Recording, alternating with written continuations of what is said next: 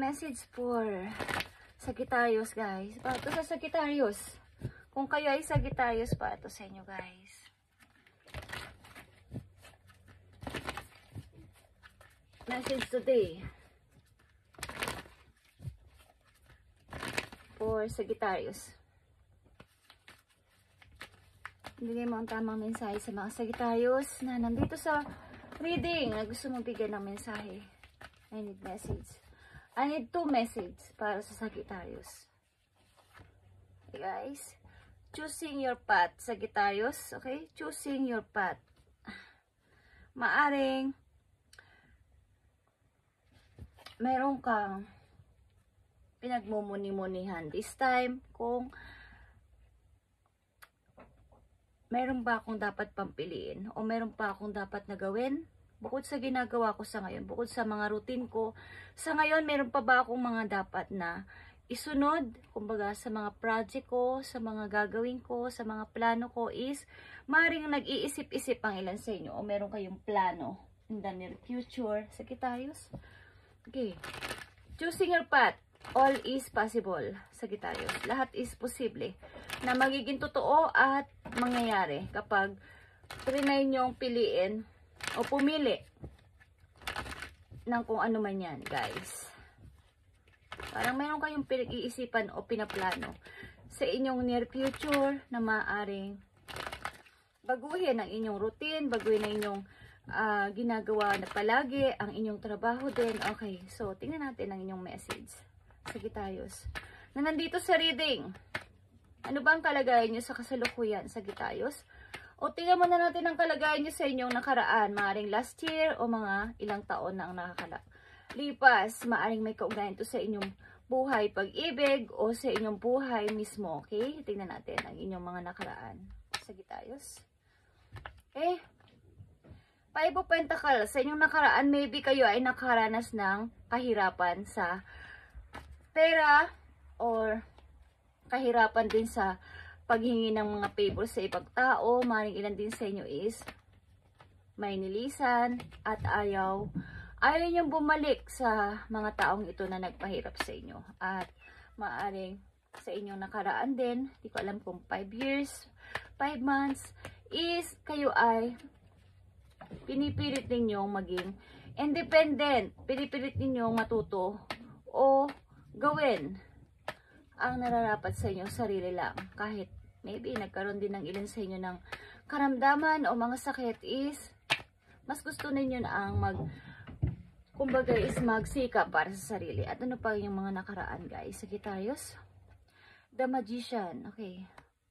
Maaring nasa inyo man lahat ng mga dapat ninyong gawin, mga plano is andyan na, but hindi naman kayo makakilos o hindi naman kayo makapagplano-plano pa sapagkat o kaya hindi nyo pa ma-reveal o hindi nyo pa maisakatuparan ng inyong binabalak sapagkat maaring gusto nyo yung perfect. Okay? Gusto niyo yung wala kayong masasayang na oras o kaya ay money o effort sa gagawin niyo. Gusto nyo is perfecto. Okay, at isa pang message dito sa inyong mga nakaraan. Okay. 8 of Pentacles, maring sa inyo ding nakaraan, kayo ay puspusan ang pagtatrabaho sa buhay at grabe ang inyong mga paghihirap, okay? Grabe yung paghihirap nyo sa buhay. Kumbaga is talagang ang dami yung sinakripisyo, pinili ninyong maring ilan din sa inyo is piniling maging malayo sa family para lang sa trabaho na to, okay? Sagittarius. Okay. Tingnan natin ang inyong kasalukuyan na talaga na situation, Sagittarius. Kasalukuyan yung situation. Ano man ang inyong kasarian. Message for Sagittarius.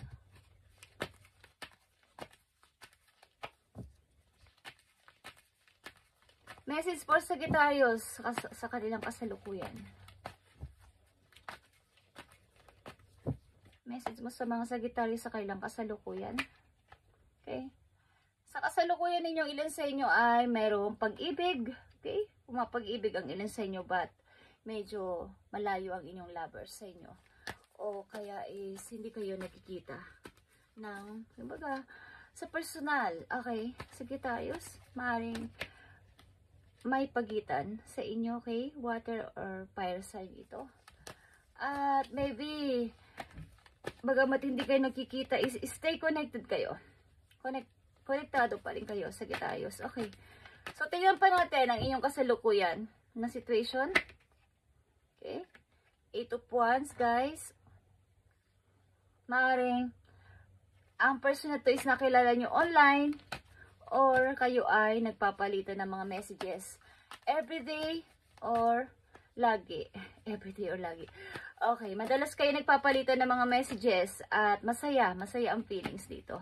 Guys, masaya ang inyong pakaramdam sa person na to. Okay, maaari din na ito yung happiness ninyo. Okay, tingnan pa natin ang message dito sa inyong kasalukuyan. Okay, guys. Nakakaramdam din kayo ng maaaring kalungkutan sa pag-ibig na to. Nakakaramdam din kayo ng kalungkutan sa pag-ibig na to. Maaaring kayo ay isa na ring maaaring nasa edad na kayo. Kumbaga, I mean is kayo ay kumbaga talagang ano ba ang purpose ko pa? Ano pa ba ang purpose ko? Ano pa ba ang dapat kong gawin? Okay, sa buhay ko. Parang, ang dami nyo na kasing sinakripisyo. Okay, Sagittarius. Kumbaga, ang dami nyo nang ginawa sa inyong buhay para sa inyong pamilya bilang isang provider. The King of Wands is provider person. Okay, siya yung namumuno sa pagbibigay din ng mga pera, trabaho sa pamilya. Hanggang sila ay maging parang talagang walang-wala na talaga. Yung parang wala nang kakayanan. So, kayo ay umiibig, maybe, guys, sa isang tao malayo sa inyo. At sa pag-ibig na to, nagkakaroon din kayo ng parang kalungkutan, parang masakit. Ang ilan sa inyo is broken heart. Broken-hearted. Sagittarius. Okay. Sagittarius, tingnan natin ang balance dito. Balance, Sagittarius, para sa inyo. Balance, ano ba ang kaugnayan ng balance na to, na message para sa inyo, Sagittarius?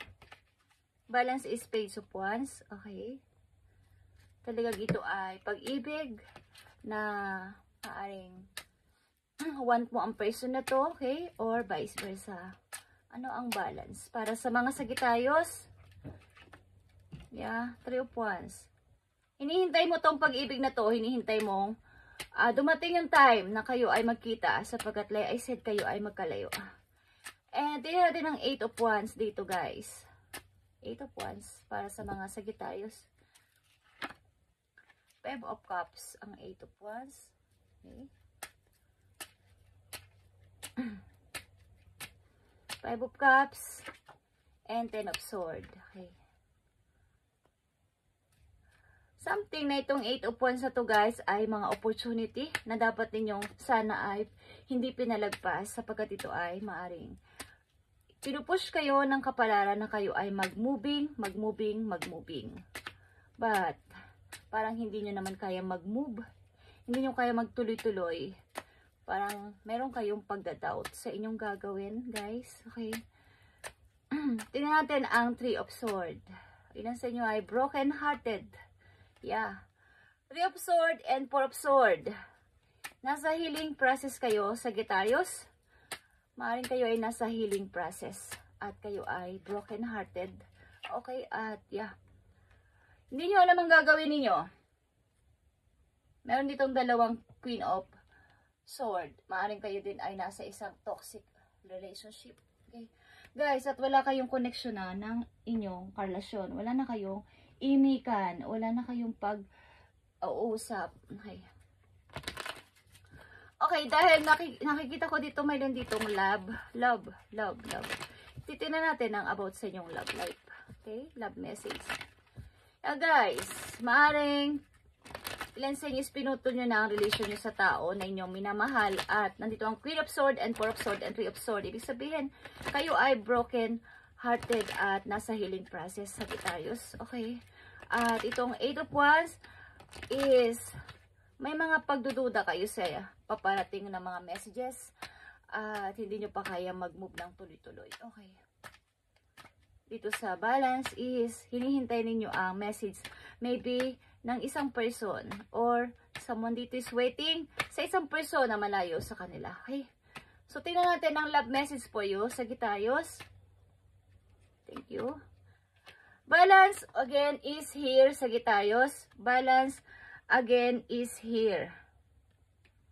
There needs to be a healthy balance of physical, emotional, and spiritual intimacy for relationship to be sustainable. Okay, so sustainable. Okay. Para maging maayos ang inyong relation ng iyong partner, kailangan ng balance dito talaga na pagbibigay ng time, ng effort, o ng pagmamahal sa isang tao na inyong mahal, Sagittarius.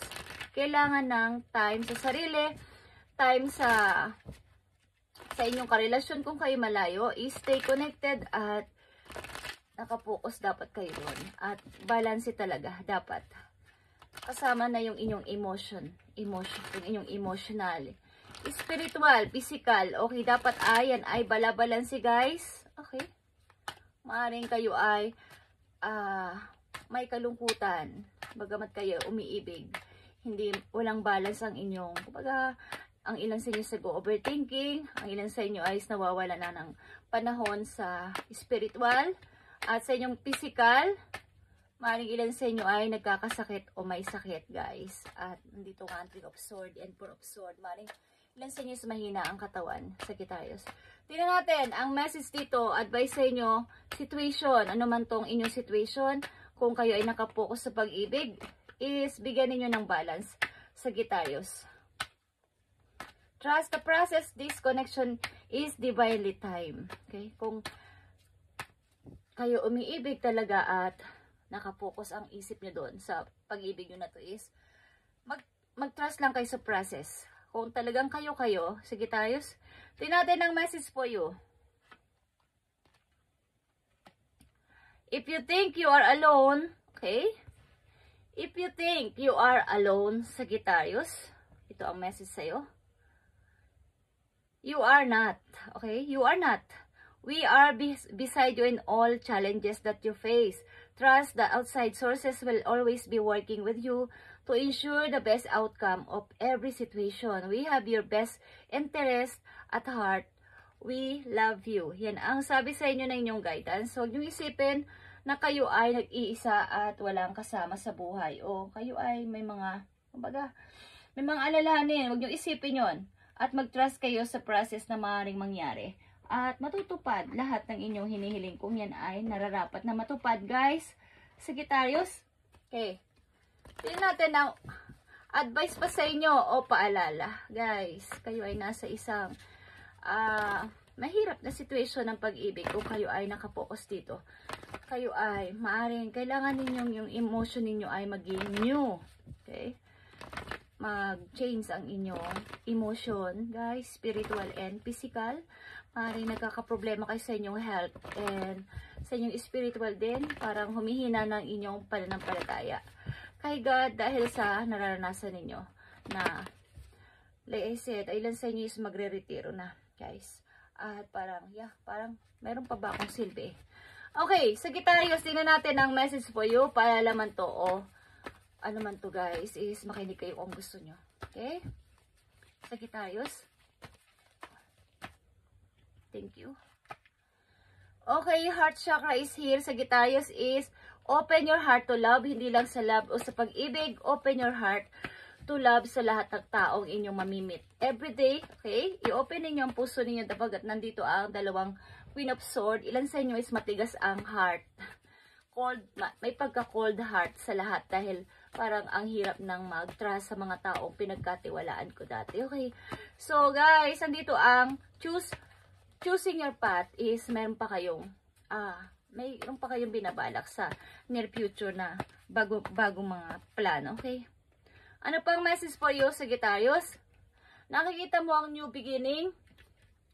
Nakahanda na ang bagong door o bagong pag-asa para sa iyo. Ang gagawin mo is choosing your path. yan ay zero. At yan ay new beginning na kailangan mo mag-start ng bago sa iyong buhay. Okay, Sagittarius, kung mayroong mga old cycle kang tinapos, is kailangan mag-start ng bago habang hindi pa huli ang lahat. Okay, so tingnan natin ang message for you.